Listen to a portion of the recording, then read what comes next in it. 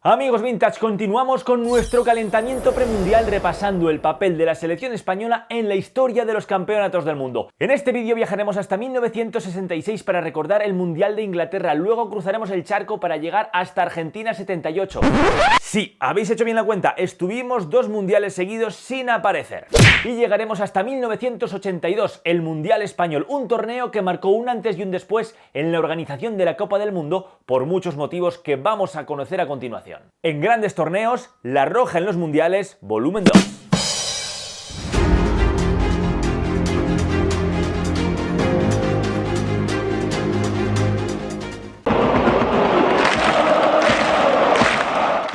La selección española se plantó en el Mundial de Inglaterra como flamante campeona de Europa. Sin embargo, los españoles ya lo pasaron mal para lograr la clasificación con un gol en semifallo y a última hora frente al conjunto de Irlanda. En la fase final a España le tocó en suerte el grupo 2, un grupo que compartía junto a Alemania, Argentina y Suiza. El debut tuvo lugar frente a la selección suramericana, frente a la Argentina de los Perfumo, Marzoli, Artime, y la verdad es que el partido estuvo muy desequilibrado, siempre a favor de los argentinos.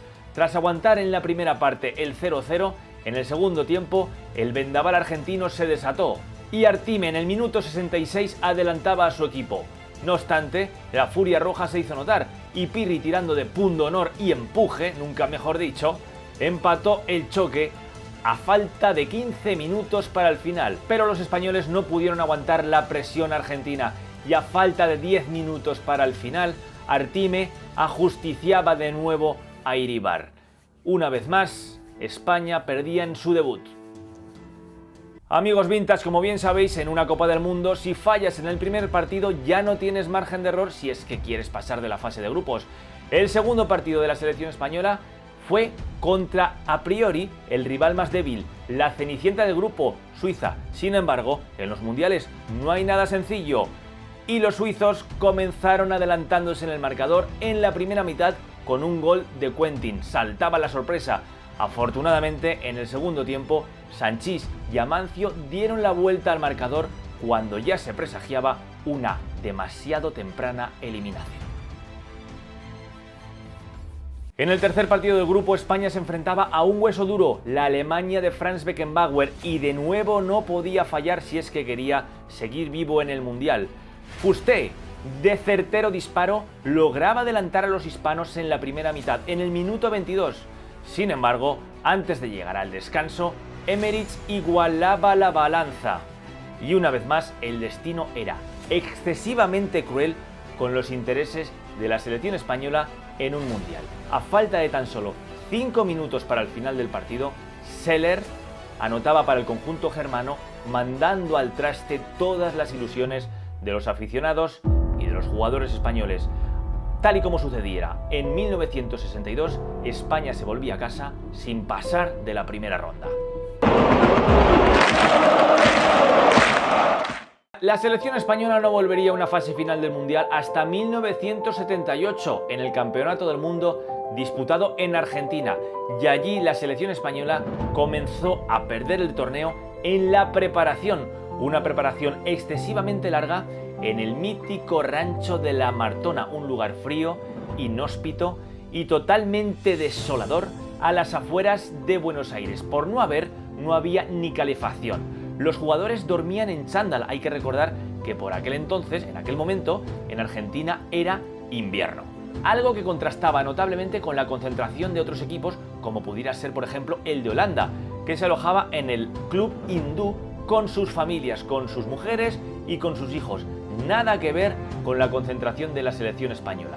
La elección del alojamiento que lo hizo la directiva española era La Martona, era una estancia casi llegando a Cañuelas, muy lejos, en el medio del campo, con el frío en julio, con el frío que hacía, y prácticamente se reacondicionó el casco para alojarnos nosotros. La verdad que fue lamentable porque no tuvieron tiempo de acondicionarlo debidamente, hacía mucho frío, teníamos que ir todas las mañanas y todas las tardes en micro, bueno, un desastre, ¿no?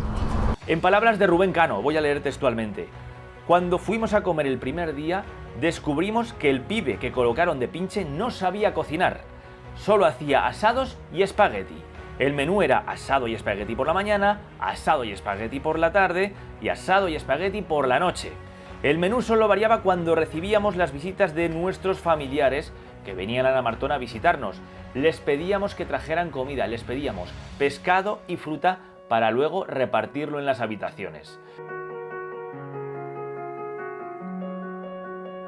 España debutó en el Mundial en Buenos Aires, frente a la Austria de Krankel, una selección que llegaba en plena forma, desplegando un fútbol prácticamente total, podríamos decir.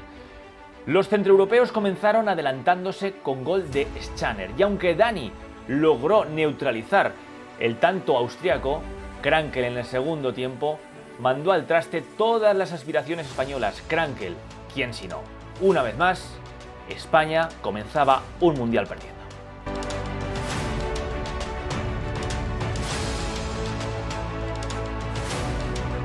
Tras la derrota inicial, una vez más, España volvía a jugarse la vida sin red frente a un rival excesivamente duro, Brasil. Es verdad que la Brasil del 78 no estaba en su mejor momento, aunque luego a la postre quedó en tercera posición. Kubala hizo cambios en el 11, dejó a Pirri y a Resach en el banquillo, y el partido fue malo, con muy pocas ocasiones de gol. Sin embargo, hubo una, quizás excesivamente llamativa y cruel, una vez más para los intereses de la selección española. Hablamos del no gol de Cardeñosa, el famoso no gol de Cardeñosa. El habilidoso extremo bético, con la portería prácticamente vacía, lanzó el balón en el único lugar en el que estaba el defensa brasileño Amaral, que rechazó la pelota y, con ella, las ilusiones de la selección española. Ese no gol de Cardeñosa refleja quizás la impotencia de la selección española, una selección que año tras año se volvía a atragantar en la cita mundialista. El partido concluyó con 0-0 y la selección española ya no dependía de sí misma en la última jornada. En el último envite de la fase de grupos, España se enfrentó a Suecia, a la que derrotó por un exiguo 1-0 con gol de Asensi. Sin embargo, ese gol no sirvió absolutamente para nada, porque Brasil derrotó a Austria, clasificando a ambas selecciones para octavos de final. Y por fin llegamos a nuestro Mundial. España fue el país elegido para albergar el Campeonato del Mundo de 1982. Un Mundial que quería ser el mejor hasta la fecha, un Mundial diferente en una sociedad que comenzaba de nuevo a abrirse el mundo tras la dictadura. Aún falta despedirnos de nuestros amigos. ¡Adiós, amigos! ¡Hasta siempre! Nunca antes una fruta había sido la mascota del torneo. La elección, una naranja de nombre Naranjito. Se llevó todos los flashes y no dejó a nadie indiferente. Por primera vez participaban 24 equipos en la fase final de la Copa del Mundo, con más selecciones de África y Asia que nunca. La primera fase se distribuyó en 6 grupos de 4 equipos que darían paso a una segunda fase de 4 grupos de 3 equipos cada uno. Un complejo sistema que jamás volvió a repetirse. Además, por primera vez en la historia se instauraban los penaltis en las semifinales y en la final, para decidir las semifinales y la final en caso de empate. En cuanto a nuestra selección, una vez más no aprendimos de los errores del pasado y una preparación deficiente volvió a afectar al juego del conjunto español. La selección española comenzó concentrándose en los Pirineos, con bastante frío y bajas temperaturas y unas medidas de seguridad quizás excesivas. Hay que recordar que por aquel entonces la banda terrorista ETA estaba en pleno apogeo.